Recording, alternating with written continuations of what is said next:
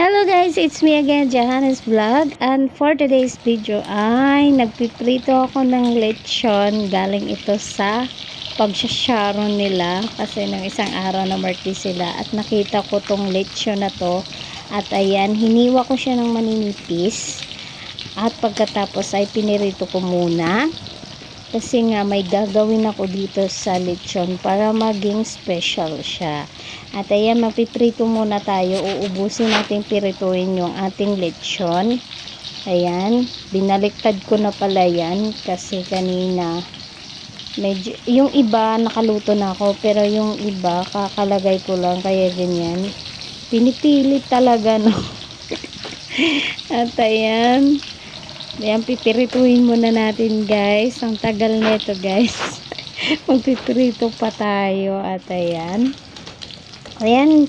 Dahil na maluto na yung kabilang side, hahanguin na natin. Ayan. Yung diba manipis na yung hiwa ko. Kasi nga may gagawin tayo dito sa lechon na to para maging special siya. At ayan, inano ko na yung mga naluto na, yung brown na siya.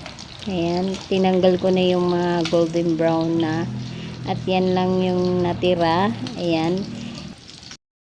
At ayan na nga, tapos ko na nga pinirito yung ating lechon. Naggisa na ako ng bawang tsaka sibuyas na puti. At ayan na usog pa yung ating kawali. Kasi nga hindi ako naglagay ng mantika. Kaya ganyan.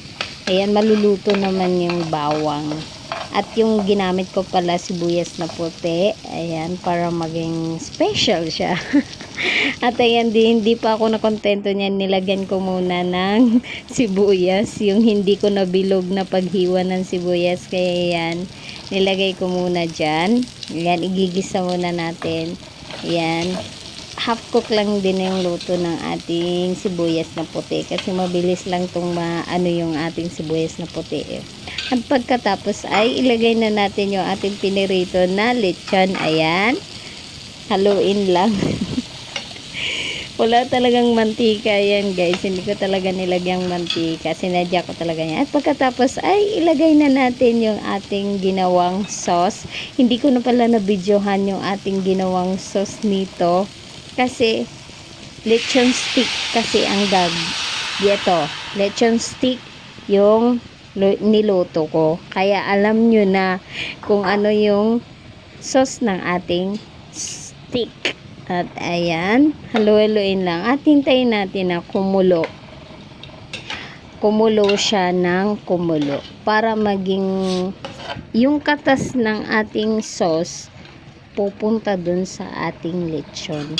Para siyang mag-absorb siya ng yung sauce natin. At ayan na, takpan na natin. At habang tinatakpan ko, binibidyohan ko yan, kumukulo na siya.